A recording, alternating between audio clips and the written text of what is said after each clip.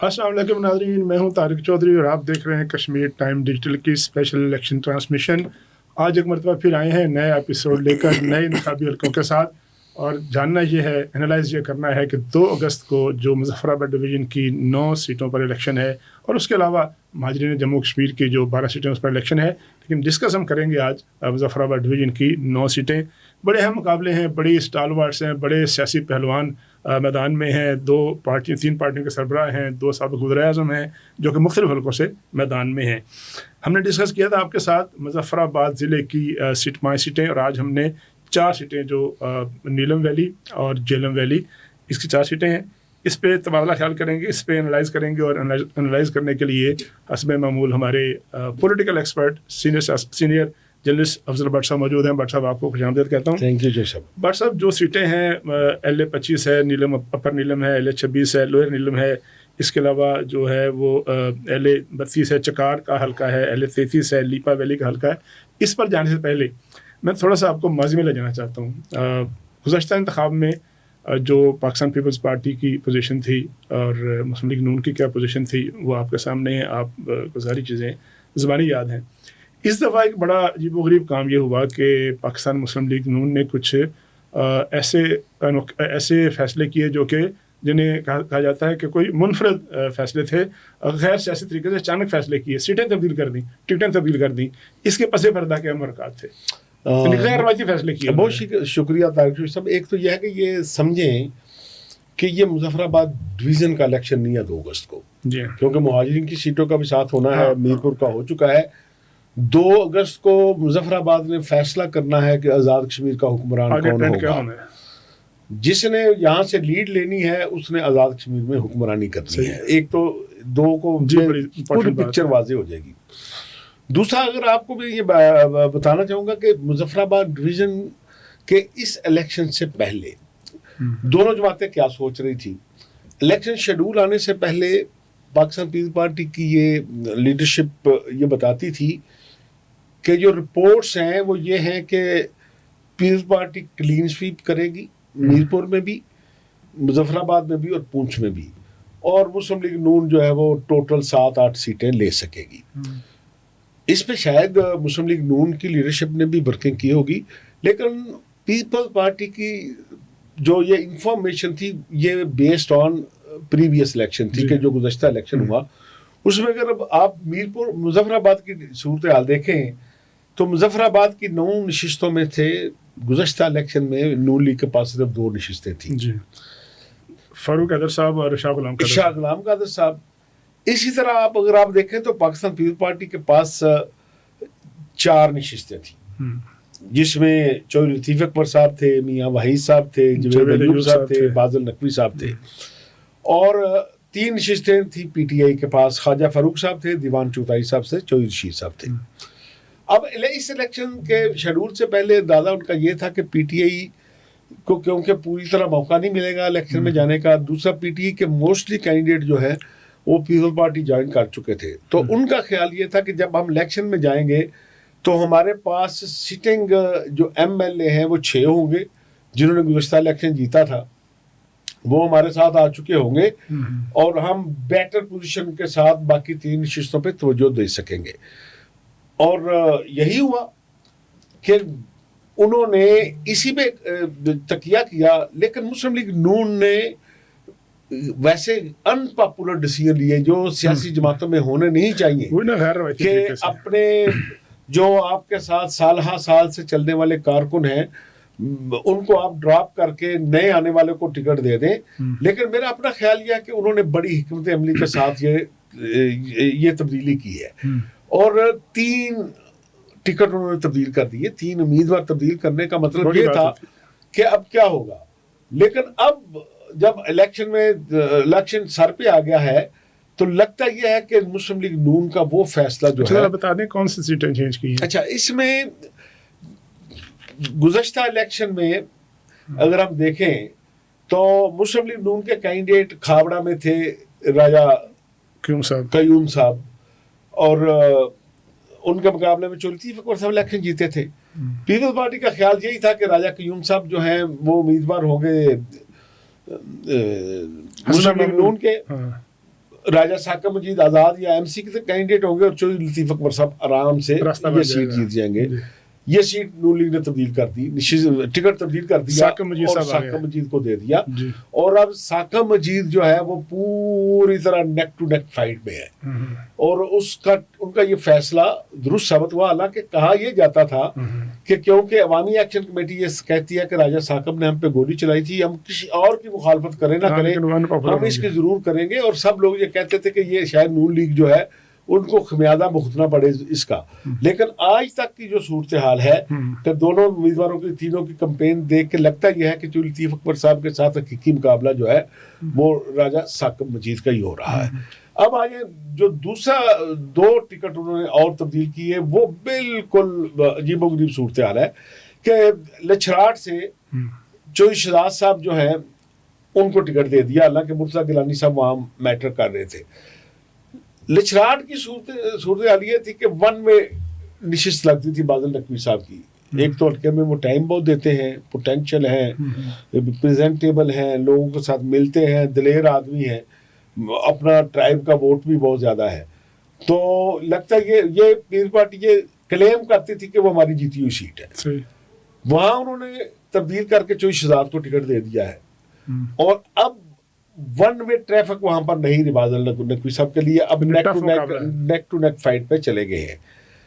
اگلا جو set ticket تبدیل کیا ہے نا وہ بالکل ایسا سمجھ لے کہ میجک ہے کہ عام آدمی جو آزاد کے باہر بیٹھا ہے شاید وہ یہ سمجھے کہ یہ ہم کیا بات کر رہے ہیں.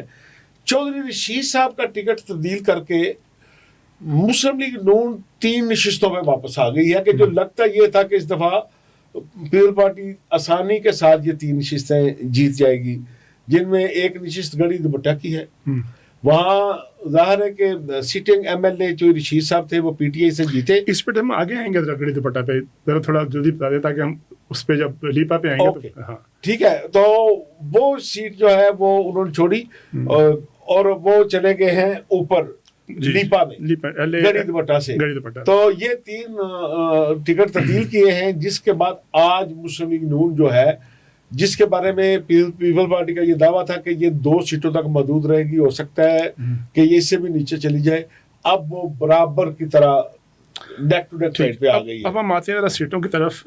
جو سب سے پہلی سیٹ ہے نا بٹ صاحب وہ ہے اپر نیلم LA 25, جس پہ بڑی حیران کن بات ہے کہ 3 کینڈیڈیٹ ہیں, تینوں اپنی پارٹیوں کے سربراہ ہیں.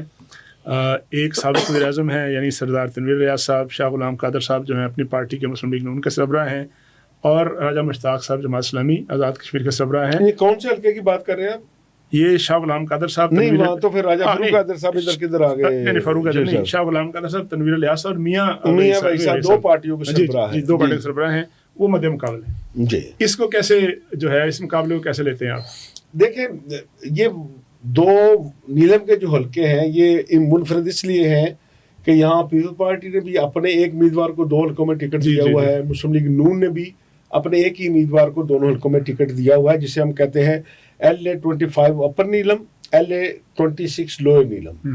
لیکن یہاں سردار تنویر الیاس صاحب کی انٹری بھی بڑی امپورٹنٹ ہے, کیونکہ تنویر الیاس صاحب جو ہیں ان کو سپورٹ کر رہے ہیں گل خندان کے صاحبزادے جو پرانے MLA تھے. گل خندان صاحب 3 دفعہ یہاں سے الیکشن جیت چکے ہیں وادی نیلم سے, اور جو میاں غلام رسول صاحب کے ساتھ اصل مقابلہ تھا جو میاں بھائی صاحب کے بھائی ہیں وہ 70 سے یہاں سے الیکشن لڑ رہے تھے, اپنی رحلت تک وہ یہاں سے الیکشن لڑتے رہے, اور اس کے بعد یہ کام میاں بھائی صاحب کر رہے ہیں.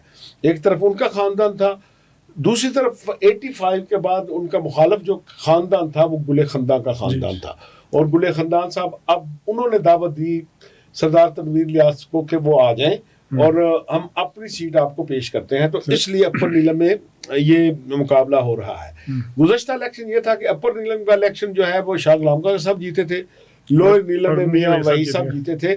اب بھی لگتا یہ ہے کہ دونوں ان امیدواروں پیپلز پارٹی اور نون لیگ کے درمیان مقابلہ ہے, اور عمومی رائے یہ ہے کہ شاید ان دونوں میں سے ہی ایک ایک سیٹ دونوں جیت جائیں، کیونکہ ابھی سردار تنویر الیاس صاحب نے انٹری ڈالی ہے 2 دن پہلے.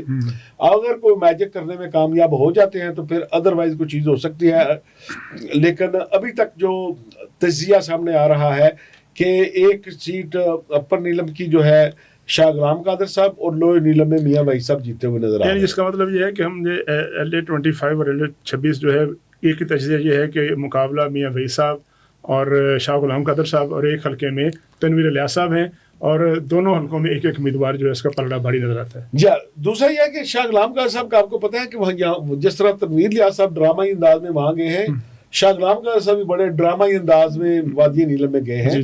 کہ ہوا یہ کہ پاکستان کے اندر ظاہر ہے شاہ غلام صاحب اسپیکر رہے، انٹرنیشنلی کشمیر کے اسپوکس پرسن رہے، تو وہ اکثر یہ کہتے تھے کہ بھائی میرا حق کیوں نہیں ہے وزارت عظمیٰ کے اوپر، کہ میں اگر اتنی دفعہ پارلیمنٹ میں آیا ہوں.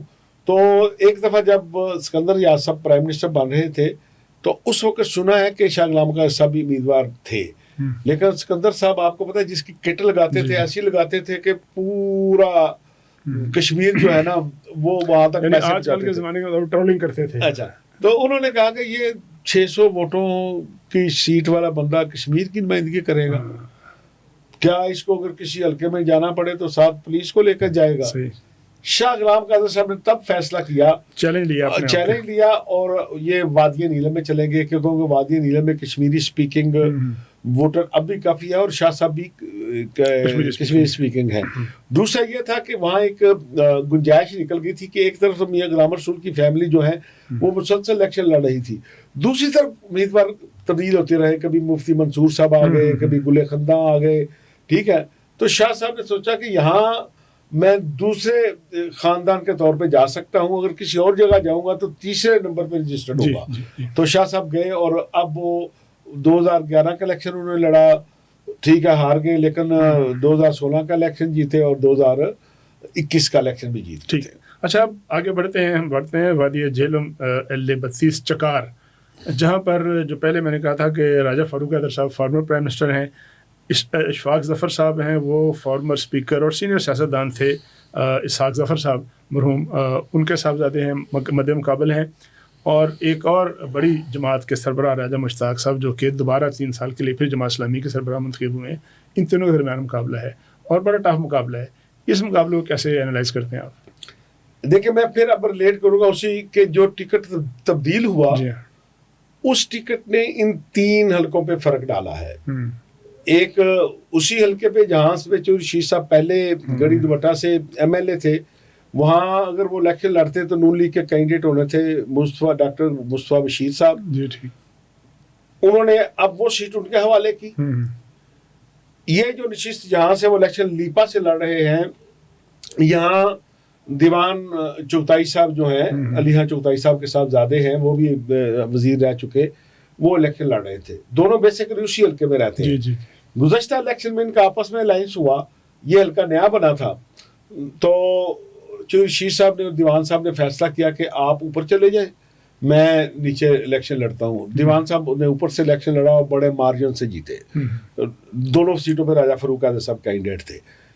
اب چودھری رشید صاحب کی ہمیشہ سے یہ پالیسی ہے کہ وہ اس جماعت سے الیکشن لڑتے ہیں جس کی مرکز میں حکومت ہوتی ہے، نظر آ رہا ہو کہ نہیں وفاقی حکومت جس کی ہو وہ تو نظر آ رہی ہوتی ہے. تو انہوں نے یہ طے کر لیا ہوا تھا کہ انہوں نے نون لیگ کی طرف سے الیکشن لڑنا ہے. میرا خیال ہے کہ اس میں راجہ فاروق حیدر صاحب کی مرضی کے بغیر کوئی کامیاب ہو نہیں سکتا تھا، کیونکہ وہ کانشنسی ان کی تھی. اب یہ ہے کہ چودھری رشید صاحب کے آنے کی وجہ سے وہاں مصطفیٰ بشیر جو ہے ان کا اور مبشر منیر عوان کانٹے کے مقابلے میں آ گئے. اگر وہاں چودھری رشید کینڈیڈیٹ ہوتے تو یہ وننگ کینڈیڈیٹ تھے، نہ نون لیگ ان کو چیلنج کر سکتی تھی، نہ ان کو استحکام پاکستان پارٹی چیلنج کر سکتی تھی. انہوں نے یہ وہ چھوڑ کے اوپر گئے ہیں. اب اوپر دیوان چغتائی صاحب اور یہ 1 to 1 ہو گئے ہیں. ٹھیک ہے، سخت مقابلہ ہے. لیکن اس حلقے میں بھی جو پیپلز پارٹی کا جیتا ہوا حلقہ تھا، جو سمجھا جا رہا تھا، چودھری رشید کے آنے کے بعد مقابلہ ہو گیا. لیکن ان کے آنے کا ایک بڑا فائدہ راجہ فاروق حیدر صاحب کو بھی ہوا، جس کا ذکر آپ کر رہے تھے. ویسے تو روایتی حریف ہے صاحبزادہ اسحاق ظفر صاحب کا خاندان اور فاروق حیدر صاحب کا خاندان. فاروق حیدر صاحب کے والد بھی راجہ حیدر خان کی بڑی جدوجہد ہے تحریک آزادی کشمیر کے لیے. اور لیکن صاحبزادہ اسحاق ظفر صاحب ہیں وہ ایک روحانی گدی سے تعلق رکھتے ہیں, بنی آفت شریف کے بڑے مرید ہیں, تو اس لیے ان, اور دوسرا گجر ٹرائب وہاں پہ بہت ہے, راجپوتوں کے ووٹ وہاں پہ کم ہے. اس دفعہ راجہ فاروق حیدر صاحب کے ساتھ جو بات منسوب کی جا رہی تھی کہ انہی کی برادری سے تعلق رکھنے والے جماعت اسلامی کے امیر ڈاکٹر راجہ مشتاق صاحب جو ہیں وہ بھی ایز امیدوار میدان میں موجود ہیں.